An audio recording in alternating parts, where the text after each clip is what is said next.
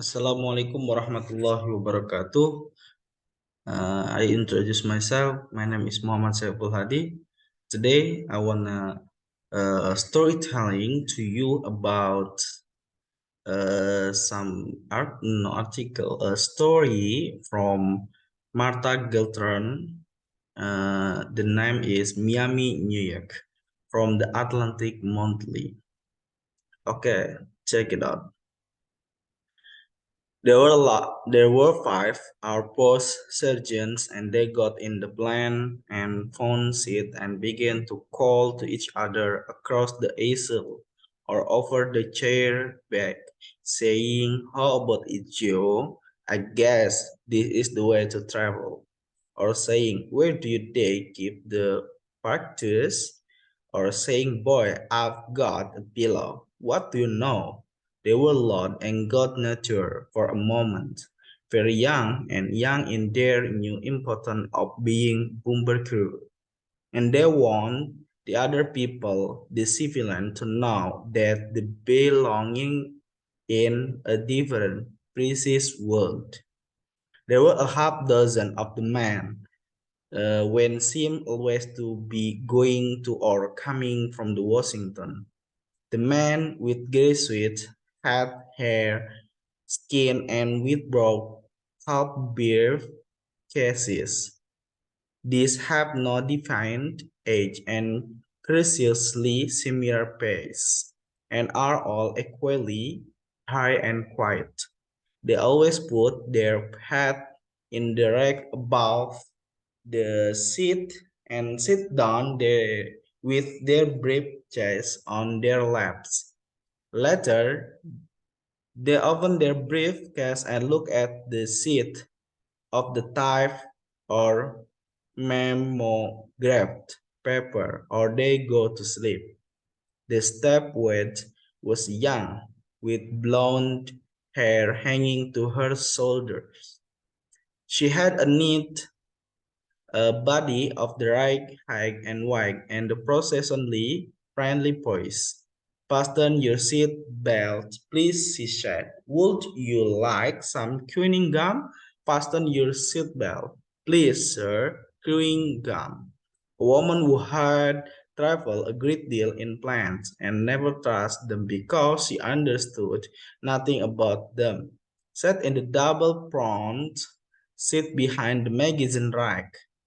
This was the best seat, as she knew, because there was enough room to stretch your leg. Also, you could see well from her. "If you want to see now for a moment," she looked out the window and saw that the few palm trees at the far edge of the field were blowing out in heavy plumes against the sky. There was something surround about Miami that even a beautiful night sharp with stars only seemed a real estate advertisement. The woman pulled off her earrings and put them carelessly in her coat pocket. She ran her hand through her very short, dark, up-curling hair, deliberately making herself untidy for the night ahead. She shook her shoulders to ease the tired stiffness in her neck and shook and slouched down in the chair. She had just leaned her head against the chair back and was thinking of nothing when the man voice said, "Is this place taken?" "No," she said without looking at him. She moved near to the window. Anyhow, she had to herself, "Only 8 or 10 hours, or whatever it is to New York. Even if he snores, he can't snore all the time." The plane tucks into position, turned the propeller welded until the archlight of the field they were great silver discs. The motor roared, and the plane started that down the field that always, no matter how many times you had set it out, no matter in how many countries, and no matter on how many fields, bad field, dangerous field, in the whatever either. Always stop your heart for a moment as you want to see if this time it will work again. If this time as well, the other times the animal's machine will drive smoothly into the air where no one really belong. Expect the bird made it, the man said softly to himself. She looked at them. He had said it as she would have said it, with wonder, with the practical amazing that the trick worked. He turned to her and he want to walk, she would only have to say yes and smile, or say nice take off, or say what a lovely night. Anything will do. But she was not going to say anything, and he was not going to talk to her if she could help it. I have an hour, she said in her mind to the man, and she ate threateningly, and they are mine, and I don't have to talk to any, and don't try. The man, finding her press close, gazed him, turned away, pulled a backpack and cigarette from his pocket, and made a great distance between them, smoking and looking straight ahead. She could not ignore him, though he did nothing to force her attention. She had seen him without really looking. He was a navy veteran, and the braid on his cap, uh, which he still held, was grayfish black. His strip and the active duty star was strange. His uniform looked unpressed, and he had a dark weather dry sunburn. His hair was a colorless blonde, so short that it seemed he must have shaved his head, and now the hair was going growing, a month growth probably. With restaurant, because she did not want to notice him, she studies him now, not caring if he turned his head and catch her. She looked at him with unfriendly professional eyes, the beady eye of the painter, her husband called it. The man's face in repose looked brooding and angry.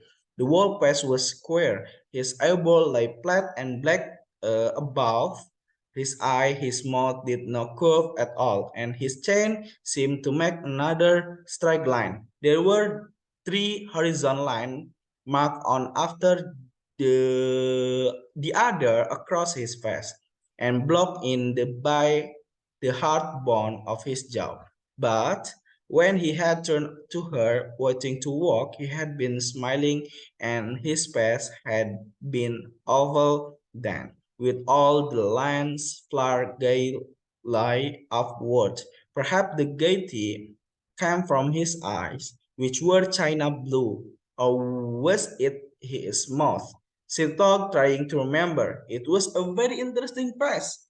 It belonged to two different men. She wondered where he had picked up this dark, thinking, angry man who saw on his face now.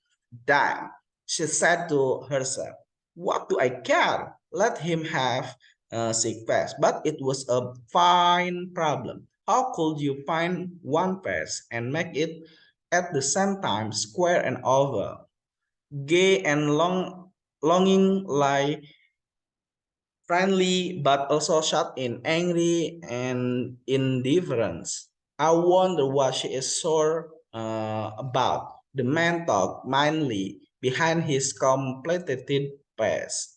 She doesn't look as if she was the type of a woman who swore all the time. Pretty women weren't usually sure all the time. He could bless her in a vague general way as people of the same nationality can bless each other. She had money and she had taste. Her clothes were not only expensive and fashionable, which was prince, they were the right clothes, and she wore them without concern. He had not heard her voice, but he imagined what it would be. Eastern. he thought, rather English. She would say nothing like it happened or he is madly energetic. Or what ghastly bore, saying it all without emphasis. She would be spoiled as they all were, and at a loose, and as they all were too. But her face was better than most. He did not think of woman as stupid or not stupid. He simply thought her face was not like everyone's. It was simple, small, and point, and even though she was not, she could not make her face look at that. It was lively fast, and her eyebrows grew in a feather line upward over very bright, very dark eyes. Her hands were beautiful too, and he noticed, looking at them slantwise and secretly, that the nail varnish was cracking, and she had broken or cut off the nail of her right pointer finger. It was childish. And careless to have such nail, and he liked that best about her. Sure as a god, he talked madly to himself. Then he forgot her. He relaxed behind the angry square of this second face that he had never seen and did not know about. He relaxed and enjoyed himself, thinking of nothing but simply enjoying being alive and being home or almost home. He had been gone 18 months and without ever saying it to himself because he had no possess, not even practical realistic poses. He had often doubted that he would get back. Whenever he began almost to think about not ever getting back, and this was different from thinking about dying. There was something like self-pity about not getting back, whereas dying was just a thing that could happen. He would say to himself, grim and mocking, life or a destroyer as a big educational experience. You ought to be grateful.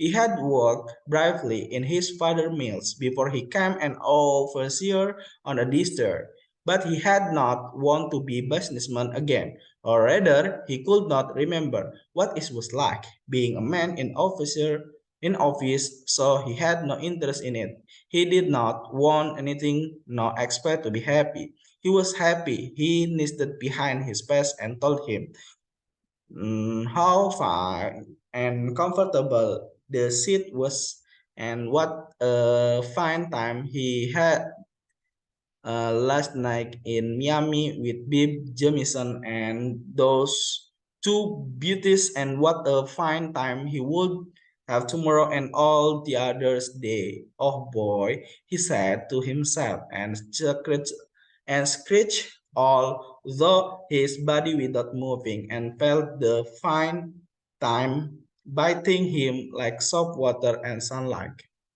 No doubt he has a splendid little wife waiting for him. The woman thought he is evidently going home, and from the looks of him, his face and his clothes, he has been somewhere. He has ribbons sewn to his blue shirts. Ribbon could mean something or nothing. Every man in uniform that she knew had ribbon. They rode nobly and with growing boredom from their homes on the subway down to Crutch Street, and presently they had ribbons. They left in expensive, overcrowded cities in Washington and wandered around the Pentagon building and went to cocktail parties in Georgetown and had ribbon. They were, for instance, those two finally again glamour boys with silver eagle on their shoulder and enough ribbons to trim hats, who had just returned from London. She had always known these two, and she were prepared to believe that they knew as much about war as she did. And she was certain that they had never veteran much farther afield than, say, Piccadilly Circus in case that work in Grosvenor Square. So what a real ribbon were or what they means, she did not know.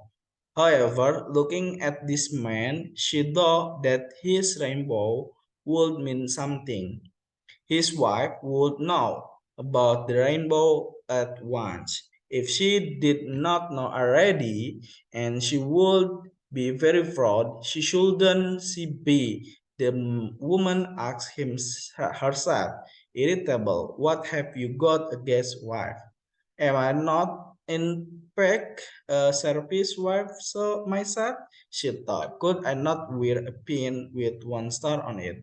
A little oblong pin made enamel if you haven't much money, but you can get in sapphires, diamond and rubies. If you feel that way, have I not just returned from seeing my husband off in Miami? Thomas, she said to herself, is so used to getting what he wants that he believes that emotions will also perform as wish. He wishes. A man is leaving for service overseas. He has 40-hour leave. His wife flies to him to say goodbye. They have 48 lovely last hour together, and their lovely last hour were like being buried alive, though still quite alive, so you knew all about it. With a strange whom you ought to love, but there it is. He is a stranger, fine wife, she thought herself. Everyone handled this practically. A woman managed to run their heart smoothly. Patriotism, pride, tenderness, farewell, homesickness. I'm not such a bitch as all that. She thought, defending herself. Thomas is only going to Brazil. I wouldn't mind going to Brazil myself. I should think he would accent to go to Brazil as long as you aren't doing your own work. It's far better to be a Brazil than in Miami or Pensacola or Berkeley Navy Yard. Only if I were a real wife and good wife, service wife, I'd have made more of a thing of his going. Why does he want to be fooled? She thought angrily. Why does he want to fool himself? Why does he go on about loving me when I'm everything he disliked and distrusts? She called her Thomas now, and her heart moved with pity despite the angry. I love you more than anything, Cat. You know that I only want to be happy.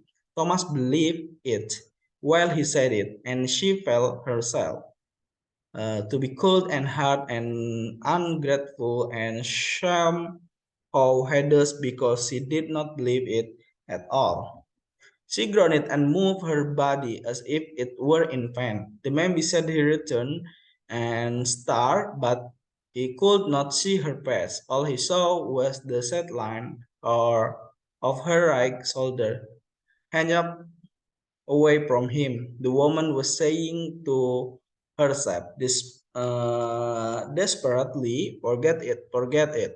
There is nothing to do. It can't be understood. Leave it alone. You can't know so much about yourself. You can't know why you thought you love a man nor why you think longer love him. It is necessary to know. It is a numerous world, she told herself, with millions of people in it. If you are not even interested in yourself, why could you stop thinking about your own daily little life? Thomas will go on more a year to year, stop thinking about it.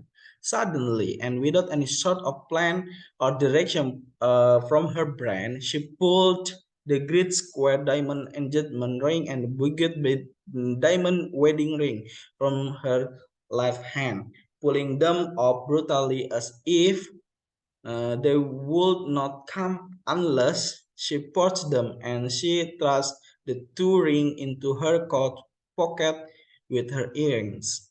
The cherubim rubbed her left hand, crushing the bones of the hand together and pulling at the finger. The man beside her, who had seen all this, said to himself, "Oh, well, for God's sake, what goes on her? She is not sore." He thought, he is not. Then he admitted that dog, not or in the some trouble uh, her own. He won not part of trouble, he did not understand it really. Living had become so simple for something that he understood nothing, nor expected being or staying alive. The stairward turned turn overhead like in the plan, and one by one small reading like on the wall were turned off, and presently the plant was dark. The bright grayish night lamp in dark the window. Two of the men from Washington snored weakly, and one of the airport surgeons snored very loudly, as if he enjoyed snoring and was going to do as much of it as he wanted. Then the snoring became a part of the planned sound, and everything was quiet. The woman with part of the planned sound, and everything was quiet. The woman with the short, up curling hair slept in the twist sideways hip. The Lutheran leaned his head quickly against the chair back and stretched out his leg and started himself without haste to sleep until morning. In sleep, his face was even more square and boring. He seemed to be dreaming something that made him cold with anger or despair. He was not dreaming. It could not be a dream because it was always same when he saw. It was as if he went to a certain place to sleep. This place was a mirror's darkness. It moved a little, but it was not a darkness made up of air or water. It was solid darkness like being blind. Only the dark something around him had waked, and he was under it. He was all alone, lying or floating. It is in no pain, pierced by nothing, but simply lying in absolute aloneness in the wake of the dark. He could not see himself. He could only feel himself there. It was terrible because there seemed no way to get out. And yet he did not struggle. He lay there every night, and every night he was trapped in it forever, and every morning when he woke, he was grateful and is astonished, though he did not remember why, as he did not remember the place where he had been sleeping. This sleeping in a complete empty happy darkness had come on him gratefully on the ship. He knew nothing about himself and considered himself an ordinary man quickly quite lucky, doing all right with nothing on his mind. Nothing had happened to him that had happened hundreds of our men. Even talking in the wardroom with other of his hand, recognized himself and knew there was nothing special about him. They talk about badly without though and without even knowing how to manage their language. It was almost like sign language, the way they talk, but certainly he felt what they all did. When the first destroyer was sunk by the bomb, and he jumped overboard, but not really so far as he always imagined it would be. It didn't seem any better than jumping from the high dive and country club and swam around and found a raft. He had first been mindless with fury. He did not know what the fury came from. Was it because they were hunted and hard in the sea? Was its rage against their own helplessness? Was the furious to lose the ship for which he felt now a strong, unexpected love? Was it fury for himself alone? Fury at this outright genius tampering with life. He was so angry that he could not see or think. He did not remember swimming, and he did not know how he had gone to the raft. Then the fear came as he watched the Japanese plane so close above the water, searching them out where these plants live, driven, tripping water biddies, or hanging together like leeches on a log. The fear was a cold, as the water made him weak and not chested. Then it would man. They were picked up very quickly. Nothing had happened to him. There was another time when he stood behind the forward gun crew and seemed to have nothing to do himself.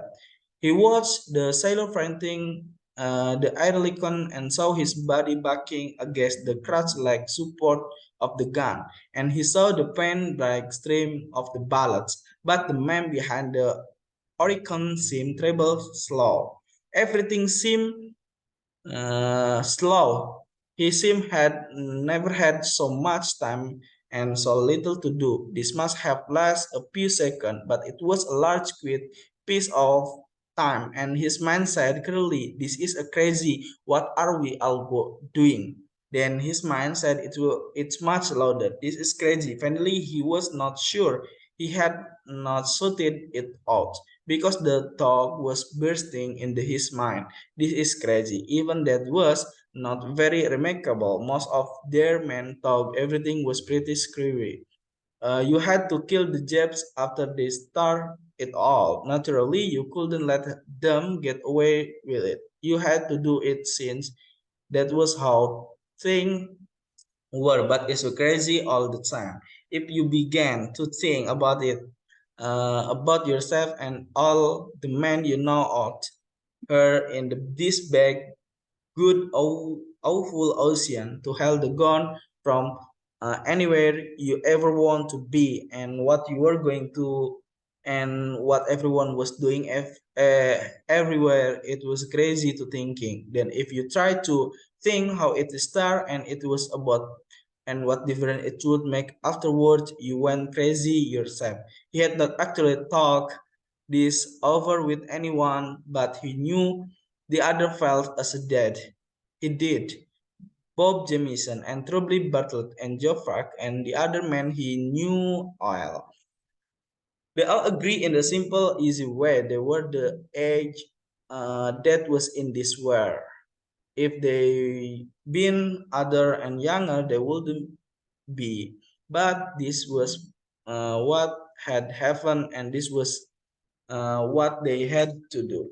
You made a lot of jokes and longs loudly for thinkable thing, like waiting and find room at the wardrobe or she the sign Francis depending on test with a handly beauty. You play bridge or poker when you had a chance for a higher stakes than before. Time passed, you were the same man you always were. All you had to do was stay alive if you could. Yet every night, empty solid darkness and was forever burned in it, without hope or escape or anyone to call to.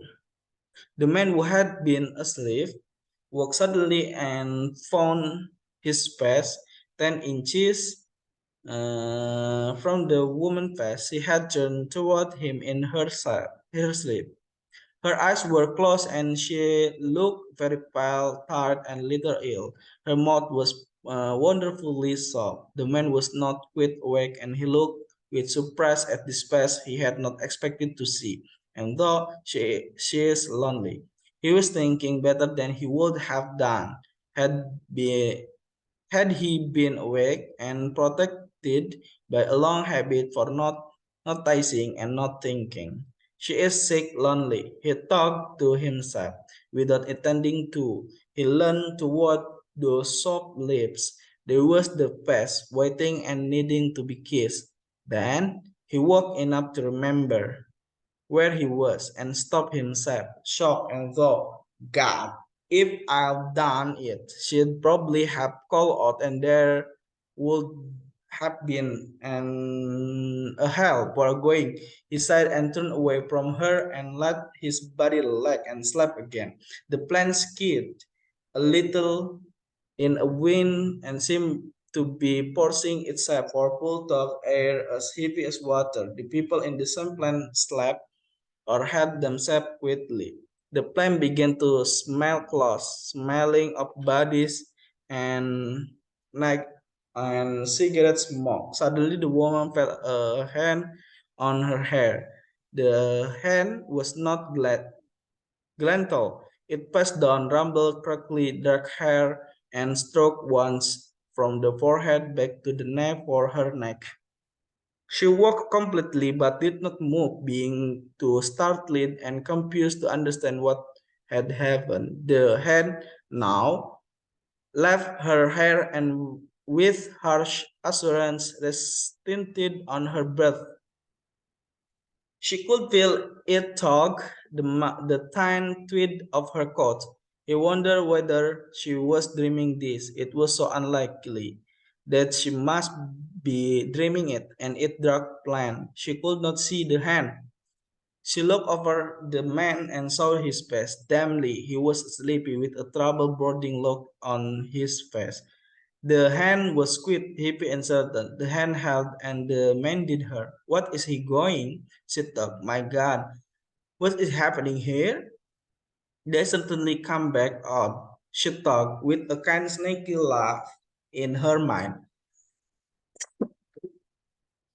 The hand interested, and suddenly, to her amazement and to her shame, she knew that she wanted to be lie against him. She wanted him to put his arm around her and hold her. With the silent, unquestioning ownership, she wanted him to wake and hold her and kiss her.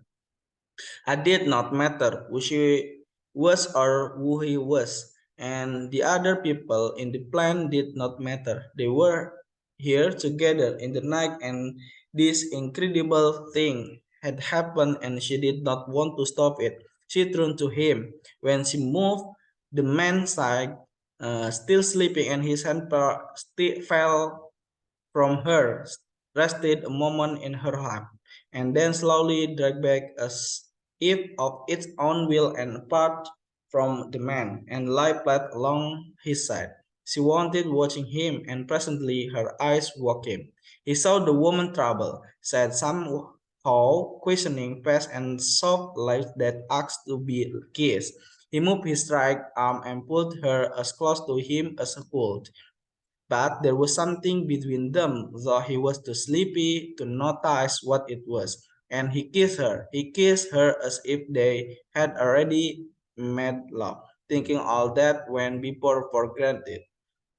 Having wake up in other place and not knowing exactly what had happened, only knowing there was someone to kiss, he did not feel surprised, no. Lovely lift, he thought heavily. Then he noticed with real surprise that this thing digging into his side was the arm of the chair, and then he knew where he was. The woman had pulled away from him and from his owning arm and his suppressed possessed mouth.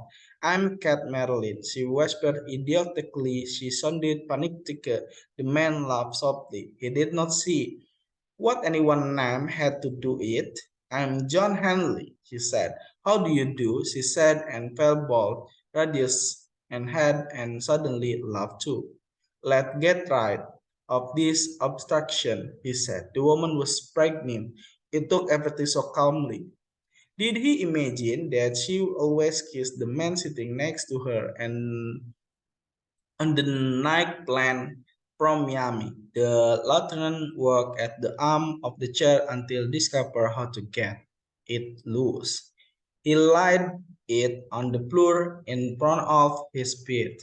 She was learning forward and away for him, not knowing what to say in order to explain to him that she really wasn't a woman who could to be kissed on plane.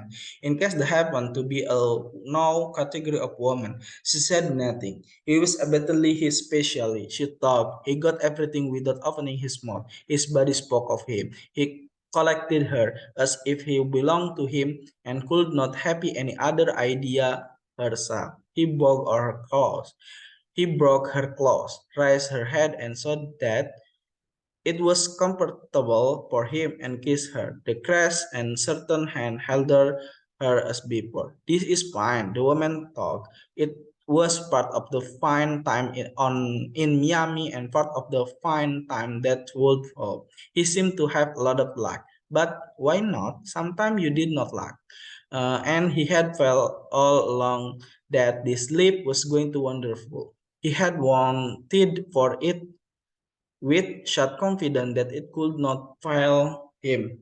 Now he would kiss this lovely, strange, soft woman, and then they would go to sleep. There was nothing else they could do on a plan, which was a pity, but it was foolish to worry about something you couldn't have.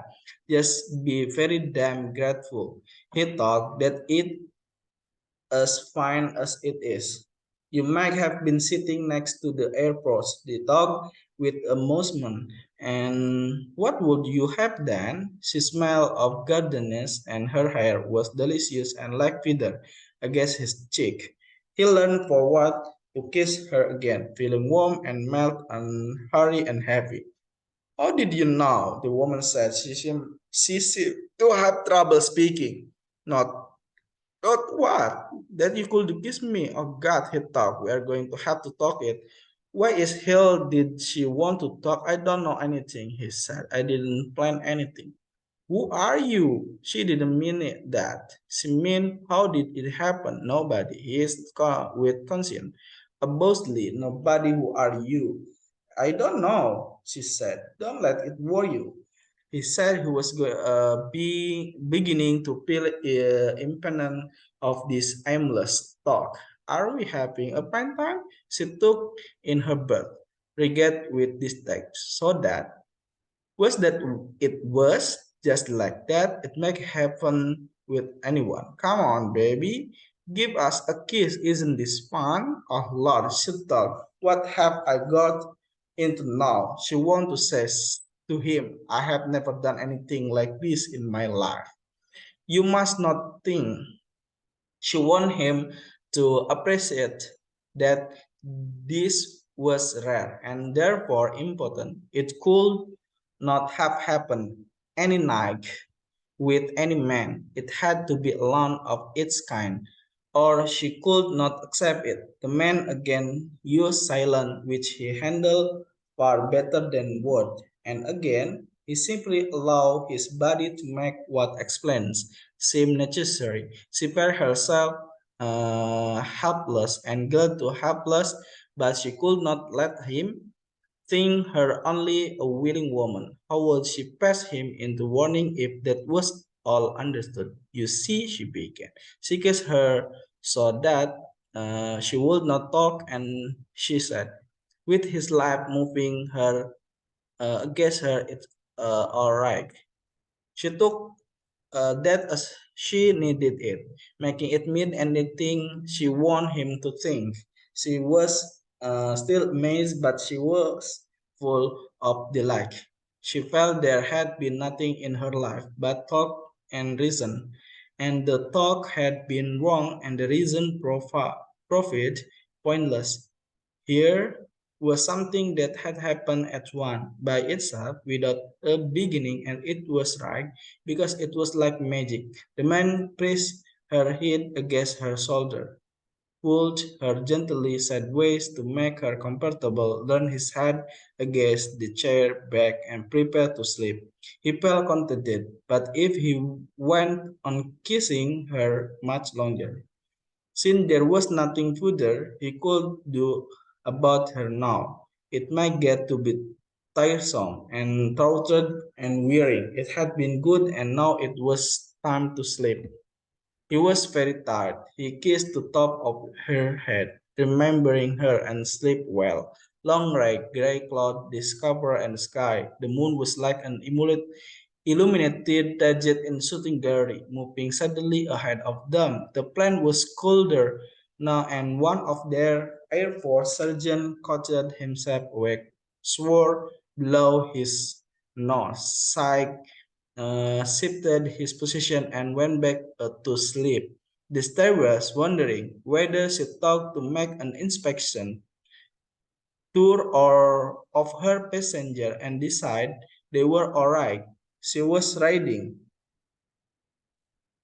a novel about society people in country house in England, which fascinated her. The woman lay easily against the lieutenant's shoulder and let her mind float in a smooth, warm dream of pleasure. After the months of the knowing and love, This man sat beside her and planned in the night, and she no longer needed to dread herself as creature who loved nothing. She did not love this man, but she loved how she felt.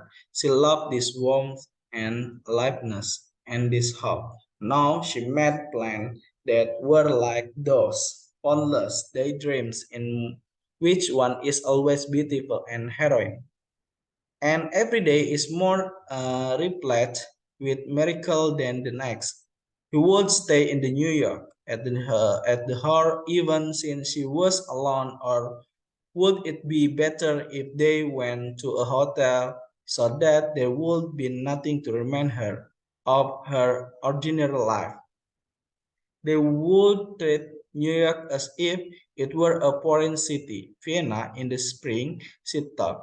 They would find new or little place to eat and funny place along bordered to dance. They would walk in the park and go to aquarium and the bronze zoo.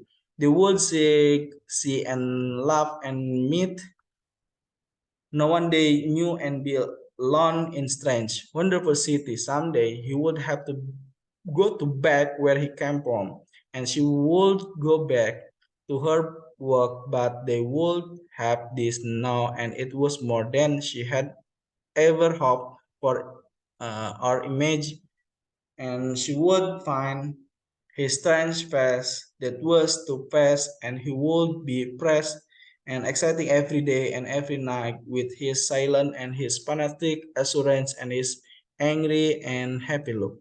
The plane circled the field at Washington and seemed to plunge into the runway. The dump of the wheels strinking the cement runway woke the man. He sat up and started about him. Put the chair arm back, the woman whispered. Good morning. She said not want to Webster to look at her with a smile or a question. Her hair must be very soft. She would like to touch it, but not now. She looked at him with laughing intimate eyes, and the man looked at her quite stupidly as if he had never seen her before. The chair arm, she said again. The man grinned suddenly and picked up the chair arm and fit it back into its place. Then the turn to the woman, and his face was merry, almost jovial. Sleep well, he said. I didn't sleep, she said, not imagine. His face so gay, as if he were laughing at them both. Too bad. Well, he said, I think I will go to stretch my leg. Coming? No, thank you, she said. Travel now. The airport Sturgeon jostle each other getting out of the plane. One of them called the steward, Don't leave without us, honey. They all laughed and crossed the cement runway to airport building, tugging at their clothes, tightening their belt as if they had just come out of a wrestling match. The men with briefcases took their hats and coats from the stairways and thanked her in grave poise for a placement journey and walked away quickly as if they were afraid of being led to their office. In front of Said, Cat Merlin sat alone and listening to the starred witness talking with some of the ground crew. Their voices were very bright and awake for his hour of the morning. Cat Merlin felt cold and a little sick and dismayed, but she would not let herself think about it. Then he was back beside her, and stewardess was moving down an aisle like a trained nurse taking tempers in a hospital ward to see that they were all properly strapped in for the takeoff. They fastened the seat belt again, and then the plane was high in the mauve gray early morning sky. Do I remember you said your name was Cat Marilyn? Yes, think of that. How did he say it? She wondered how complacently. He was evidently were not going to say anything more right now. She looked out the window and her hands were cold. The man was thinking, well, that's funny. Funny, nothing happened. He had remembered the night clearly. While he was walking up and down the cement pavement by the airport building in Washington, it had seemed straight to him in the morning, but now it seemed less strange. Being an artist, he told himself, they are all a little queer. He had never met an artist before, but he was ready to believe that they were not like other people, and being so rich too, he thought that would make her even queerer. The extremely rich were known to be unlike other people. Her husband, but his name wasn't Merlin, was terrifically rich. He would read about them. Their name, like many other names, seemed to be short of tangible assessment, like bonds, jewels, or real estate of the New York columnist. Her husband had inherited millions and owned a famous stable and plant factories or some kind of factories. Thomas Sterling Hamilton, that was his name. It seemed peculiar, her being a successful painter, when her husband was so rich and she didn't need it to. I've read about you, he remarkable. I have read something about you, she thought. What am I supposed to say? You have the advantage of him. I even remember one, he said in a pleased voice. It said something about how you client or whatever you call them were glad to pay thousands for your portraits because you always made them look dangerous. It said that was probably even more flattering than looking beautiful. The woman, that is, I wonder where I read it. It was too awful. It was snaking. It must have some revolting paragraph in a gossip column. She would surely have been called a society portrait painter, and there would be a bit about Thomas and his money. What does a painter do during the war? He asked.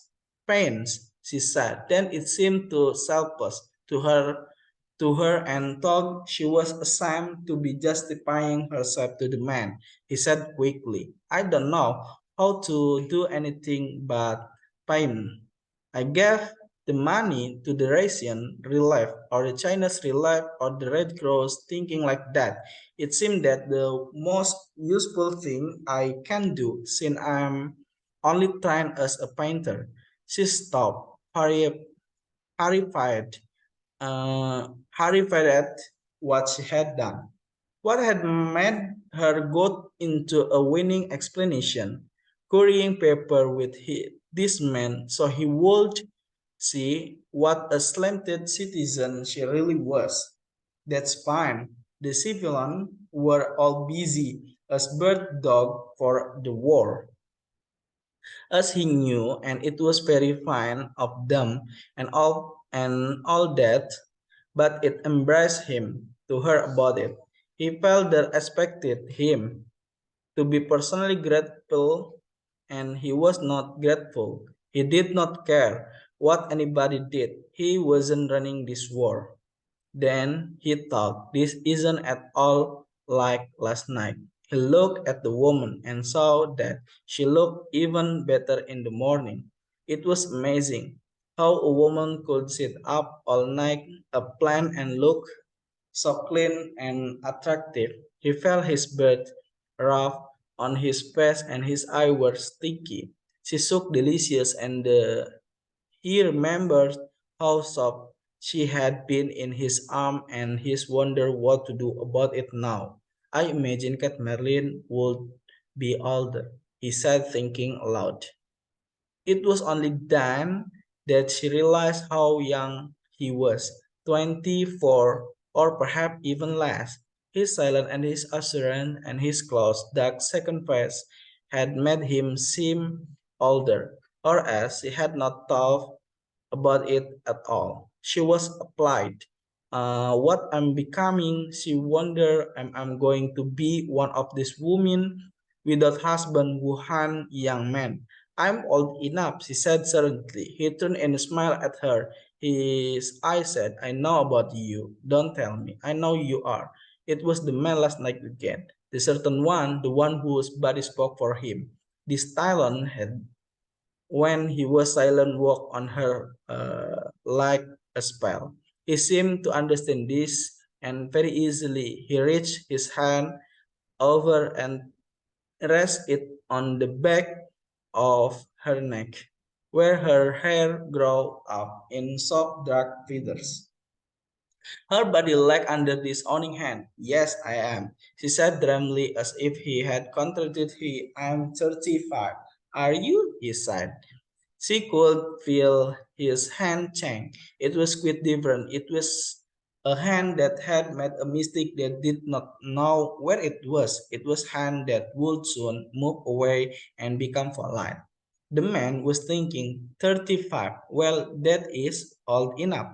Let's make it something else again. And being an artist, he said to himself uneasily. It seemed to him that there was a trick somewhere. He had gotten into something he had not understand. She probably knew more than he did. She had perhaps been playing him along. Perhaps he was thinking he was pretty simple and inexperienced and assumed at how he came up for the bait. The woman felt that something very bad, very painful was happening, but she could not name it, and she had on her plan of last night because they were happy and they were what she wanted, she said in a thick voice and mistering the word as they spoke them. Will you be staying in the New York? I don't think so, he said, speaking gave him chance to take his hand away and light cigarette. It might be fun in New York, he thought.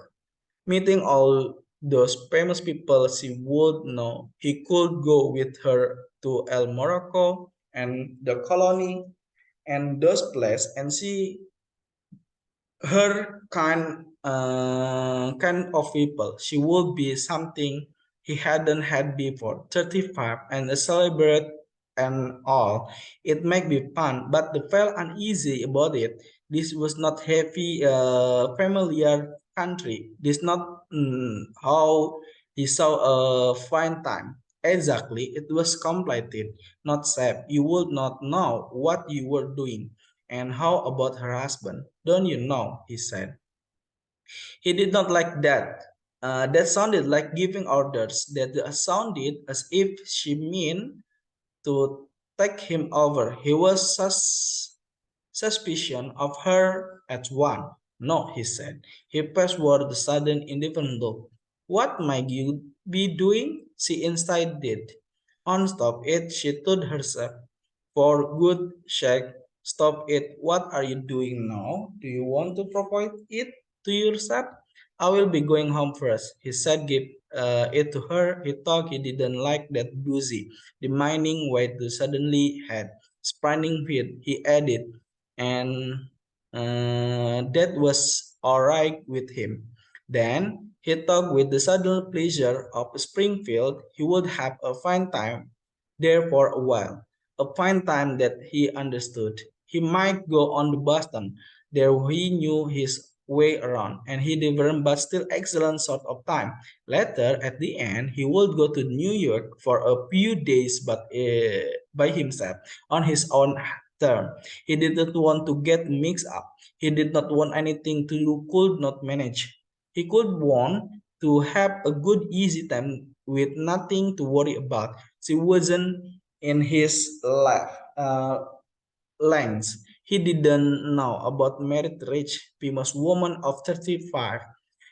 The woman felt so cold that she had to hold herself carefully so that she would not shiver. A middle-aged woman, she told herself with horror, holding a young man. That was what he thought. She had offered herself to him and he had rejected her. He did not want to her. She was too old. If only the plan would move faster. If only they would get there so he could hide He could. She did not know how to protect herself from the shock to this rejection. The plane ploughed north along the East River and it pressed generous blue like the city affair belonged them. It looked like a green achievement routine. The tower were past pillar, planted in the piece with the sharp splintered tops. The square skyscrapers were old white temple or giant pond, and there was the leaf and jQuery of building. It was beautiful enough to rock the heart. And suddenly the woman imagined it would like this. Thousands of years from now, enormous and dead, the man leaned forward to look out the window. Pretty, isn't it? He said. He had really said that he meant it. That was all she saw, but then it was alright. Whatever he thought of her did not matter. He was too stupid to care about. But she knew, she knew this was a lie. Nothing has changed. There was a fact that there was no way to escape it. She could have had her and simply did not want her. They were the last people of the plane. The other passenger had seemed to block their way on purpose.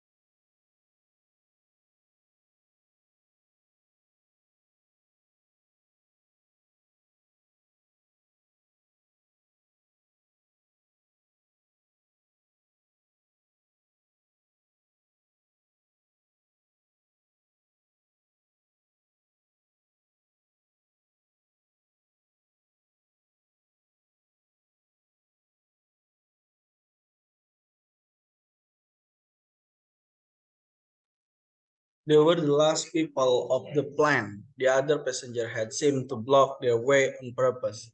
The woman sent a porter to find a taxi. She would escape from his parents at least, as quick as she could when the man saw the taxi stop before them. She said, not taking the airline car. No, she did not offer to give him and left on or hurry. She took the man start, move Brother, she said, the porter will manage. He seemed puzzled, like, good luck. He said, sudden, good luck to you, she said, and hope her post the friendly she did not accurate pocket. Where to miss? The taxi driver asked. She gave her address and pretended not to see the man shouting goodbye from the crew. It might have been fun, the man thought as he watched the taxi turn into head toward Highway. Oh no, hell, he told himself, complexing. It was better this way. He began to realize and then he put the whole business out of his mind. He didn't want to clutter up his mind with question or problem and perhaps spoil some his sleep. He talked about Springfield and his face was oval now. Smiling, he was a hurry to get it on and get started. He could not let himself consider the good time ahead in number day. He was thinking, now, now, now. He had erased the woman entirely. She was finished and gone.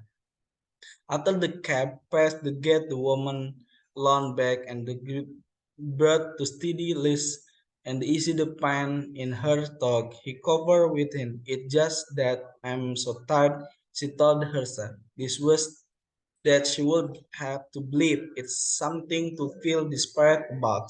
It just that I'm so tired, so stop forcing himself to believe it. It's only because I've been sitting up all night a plan.